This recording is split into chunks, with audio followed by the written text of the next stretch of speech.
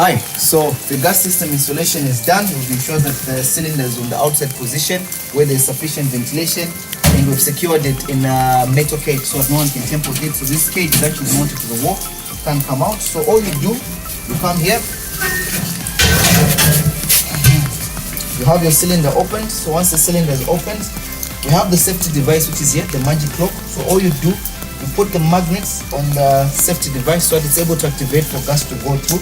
So once the gas is activated, you remove it, then you put your cylinder back into the cage. When it's back there, you close and it's just locked so that no one can tamper with the cylinder, it can't be vandalized. Then we come to the inside where the pipe is coming to. So the pipe is coming through the cabinet, just come closer. The pipe is coming through the cabinet, so that's the pipe coming from the outside, it comes to here.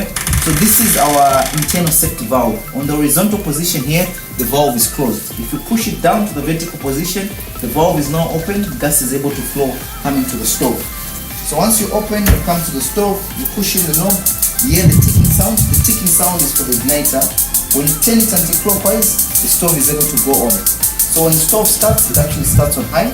Keep coming anti-clockwise, you're reducing. Coming back clockwise, you're increasing. So same applies with the other burner. You push in, you get the ticking sound for the igniter. You turn anti-clockwise, you're having the flame on. It starts on high. The flame starts on high. Keep coming anti-clockwise, you're actually reducing the flame. Coming back to the clockwise direction, you're turning off. Clockwise direction, you're turning off. Always ensure that once you have your knobs on here, also close on the internal safety valve.